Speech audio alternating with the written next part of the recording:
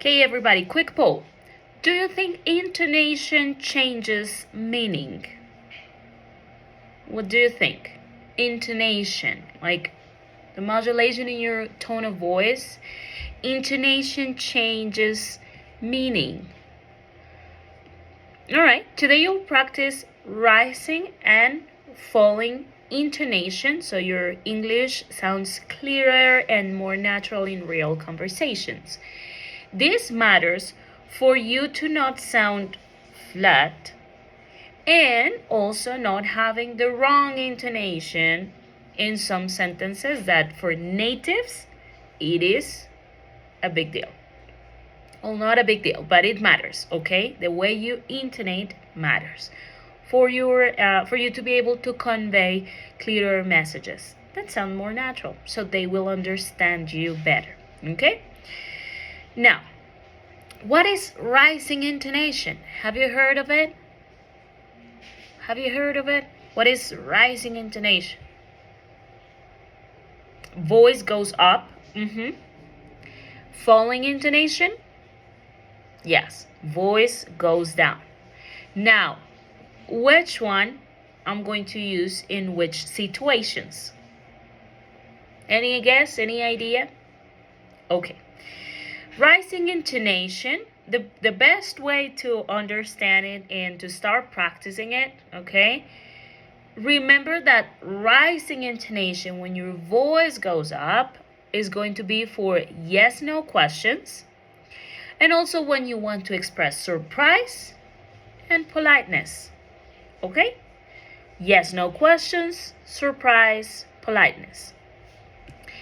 Falling intonation. What about falling intonation? What do you think? Okay.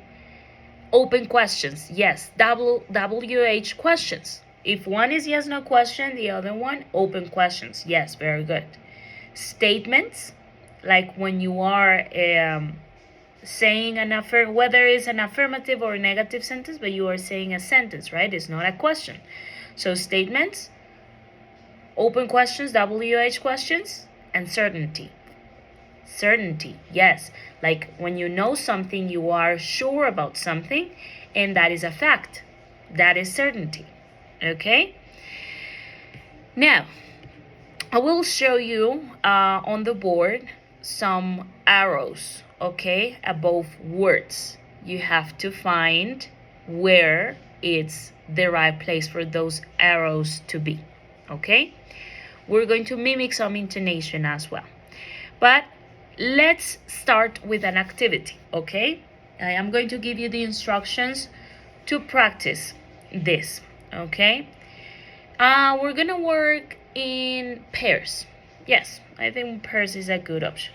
So, you're going to work in pairs and you're going to build a mini dialogue, okay?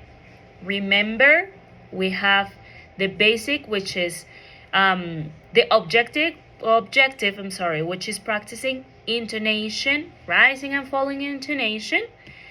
And in your mini dialogues, you have to include questions, of course, answers, of course, where you can practice both rising and falling intonation.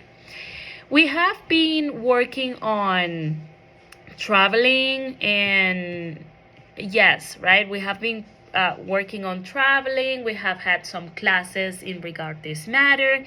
So remember that vocabulary that we have been studying from traveling. And in this case, we are going to work on a real life scenario, okay? So over here, for example, I'm going to take as an example this group. You guys are going to work on ordering food, okay? Ordering food. So how are you going to build that mini dialogue? A conversation between you two, of course, but also pretend that you are doing something in regard that matter, okay? So let's say she asks him, do you like pizza? Hey, do you like pizza? Let's say it is a pizza restaurant. Do you like pizza? Yes, I love it. Yes, I love it. Okay. What should we order? what should we order? What's the difference? What should we order? What should we order? Okay, so do you like pizza? Yes. What should we order? Okay? That's kind of the goal, okay? Make sure to include both rising and falling intonation. As it is ordering food, for example, you want to ask the waitress. You can switch roles. Yes, you adapt, okay, for the dialogue. So, for example, she is the waitress, right? And he wants to know if they have, what? Okay, if they have spaghetti. It's an Italian. It's an Italian restaurant. Okay, if they have spaghetti, so how would you ask? Perfect. Do you have spaghetti? Do you have spaghetti? Very good. And what are you going to answer? Yes, you do. No, you don't. Yes. Okay. Yes, but vegan? Vegetarian. Okay. It's a vegetarian Italian restaurant. So yes, but only vegetarian options. Yes, but only vegetarian options. It's falling. Okay? Is it clear? Yes? Okay. Let's start.